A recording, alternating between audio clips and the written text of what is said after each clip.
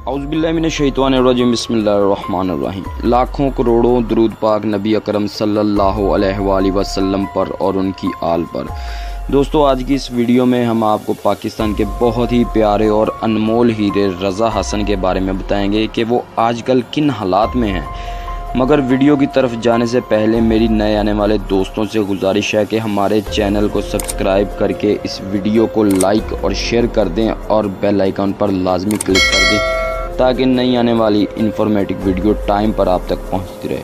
तो दोस्तों, चलते हैं आज की वीडियो की तरफ। दोस्तों, रज़ा हसन पाकिस्तान के लेफ़्ट हैंड स्पिनर थे। ये 1992 में सियालकोट के एक गरीब घराने में पैदा हुए। इनके वालिद लकड़ी का काम करते थे। रज़ा हसन 3 बहनों के अकलौते भाई होने की वजह से बहुत ज़्यादा लाडले थे।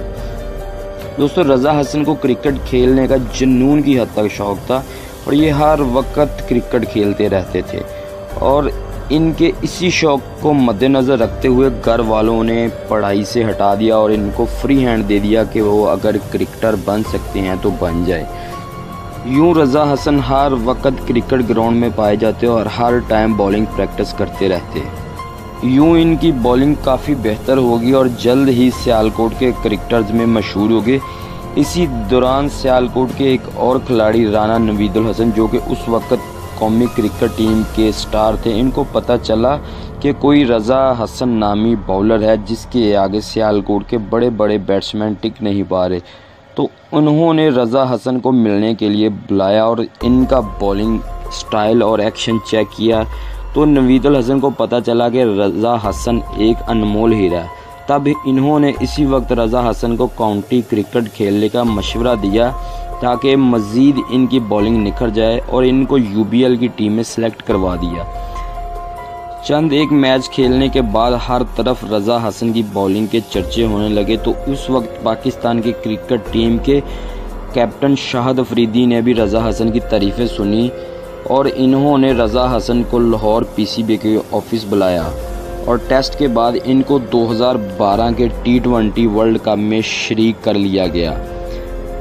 यूं अचानक से शोहरत की बुलंदियों में चले जाना रज़ा हसन ने कभी सोचा नहीं था। इसलिए रज़ा हसन ने अपने पहले ही मैच में बहुत शानदार बॉलिंग करवाई और साउथ अफ्रीका के माया नाज बल्लेबाज हाशिम आमला को अपने पहले ही ओवर में आउट किया। तो सब लोग हैरान रह गए कि अभी इसकी उम्र सिर्फ 21 साल है और ये अभी इतना ज़्यादा तजर्बाकार बॉलर कैसे बन गया जो आते ही हाशिम आमला को आउट कर दिया।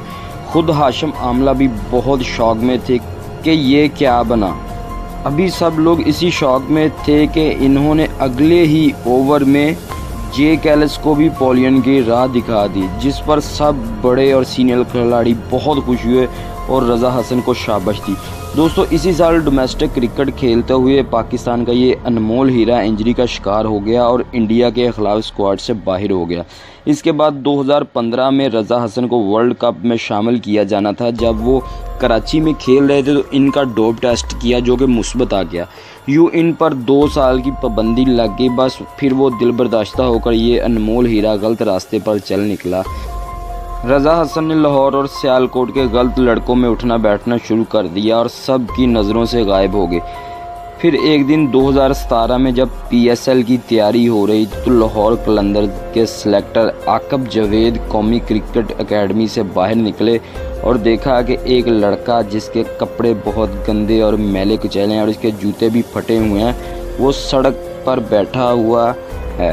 जब आकब जावेद ने गौर किया तो पता चला कि ये तो रज़ा हसन है। वो इसको अपने साथ लेकर लाहौर कलंदर्स की एकेडमी ले गए और वहाँ इससे वादा लिया कि अब वो गलत लड़कों की सोबत में नहीं बैठेगा और दिलो जान से क्रिकेट खेलेगा। तब दोस्तों, रज़ा हसन ने भी अपना मोबाइल फ़ोन बंद कर दिया ताकि इसका कोई पुराना दोस्त इसको जो गलत रास्ते पे लेके चले थे वो इससे रब्ता ना कर सके। और अब ये पाकिस्तान का अनमोल हीरा दिलो जान से क्रिकेट खेल रहा है और अपना किया हुआ वादा जो इसने आकब जावेद से किया वो बिल्कुल ठीक तरीके से निभा रहा है। दोस्तों, आज की अगर ये वीडियो अच्छी लगी तो इसको लाइक और शेयर लाजमी कर दें। इंशाल्लाह मिलते हैं अगली वीडियो तक। तब तक अल्लाह हाफिज़।